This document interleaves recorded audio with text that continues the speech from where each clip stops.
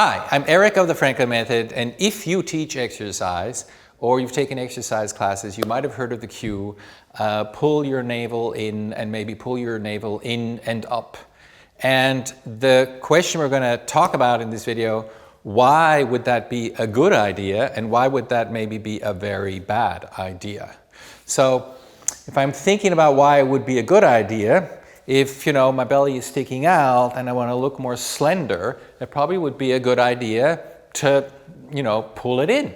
Absolutely. But otherwise, I'm not so sure how you can benefit from this. If I pull in my navel, it is harder for me to breathe. And I've discovered breathing is an important thing in my life. I do it 20,000 times a day. And if it's harder for me to breathe, I feel tense. And I don't want to go through the day feeling tension in my body. It makes me kind of unhappy. At this moment, you might be going, oh, but there's many good reasons to do this. It makes your spine more stable.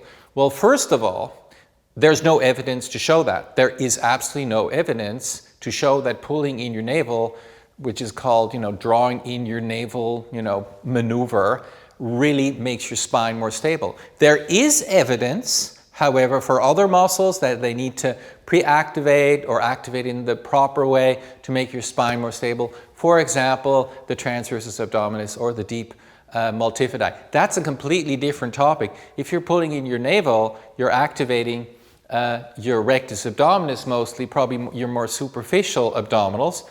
And if you do that, it's going to make movement more challenging. Let's look at a few examples of that. First of all, when you extend your spine, you need to lengthen your rectus abdominis. If I pull my belly button in, right, I'm engaging these muscles that actually flex the spine. It's going to be harder to extend the spine. So by pulling in your navel, you just have to know that you're going to have more resistance to any kind of spinal extension, which makes you less efficient and it makes it harder to absorb force, which is, relatively bad for your joints, ligaments, and so forth. So two reasons why it might be a bad idea. Now let's go to the idea of stabilization. The goal of having a dynamically stable spine is to be able to perform movement more efficiently. It should be easier to move if your spine is stable. Let's test that with drawing your navel in maneuver. So I'm going to draw my navel in like this, okay? So that's what it is, in and up, and I've been told, oh, you can still breathe, you just have to breathe with the lowest ribs. That's functionally not possible because you need your diaphragm to move to lift your lower ribs back there, and the diaphragm can't move very well if you pull in your navel because the organs can't move down into this space for which the abdominals originally were invented, namely to move out of the way so you can do diaphragmatic breathing. So that was a lot in a moment, but just to explain that. So let's sit down and stand up, and if we naturally do that, we kind of just do that. Now, that requires a lot of stability in your spine. You're accelerating your body down and up with the help of your legs. So let's see if we can improve this movement by pulling your belly button in. So if I pull my belly button in and up and I sit down and stand up, do you think it's easier or harder? I experience it being harder. Okay, try it yourself. More resistance, you're less efficient using more energy to move. That's a bad idea. Next example, balance. So balance requires movement.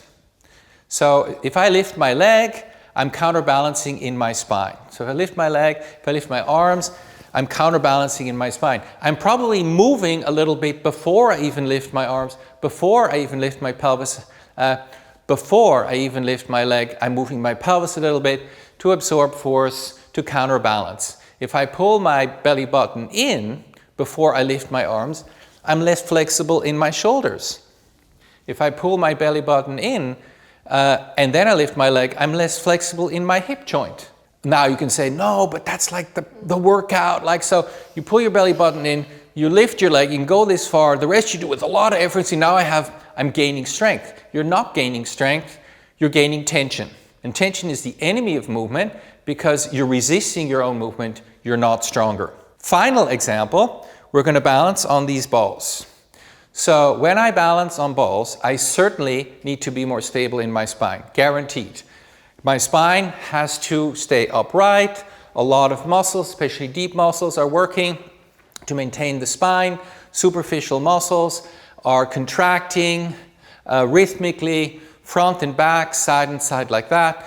And if you allow yourself to move, it's going to be easy to balance. Let's step off the balls and try that again, but with our navel drawn in and maybe even drawn in and up. So pull your belly button in, lift it up, stand on the balls, and now notice, is it easier or harder to stand on the balls?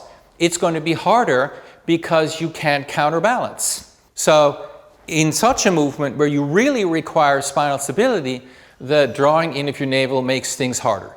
So why make your life harder using this cue? It doesn't work, it's unnatural, and there's no evidence for it in the first place. Thanks again for joining the journey with us, and see you soon.